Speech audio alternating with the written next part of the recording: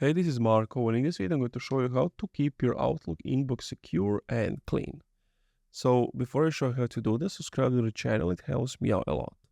So basically what you want to do is go to app.clean.email, sign into the account you want to monitor, select the privacy monitor feature from the list of tools in the left pane, check if your address has been found in known branches, take the recommended action if it has.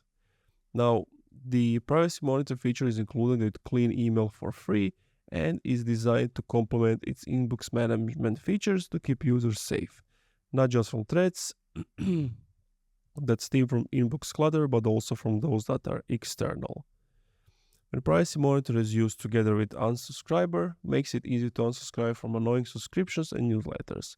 Auto Clean allows you to create smart email filters that keep your inbox clean without any manual work required. And other features, your inbox will be both secure and clean.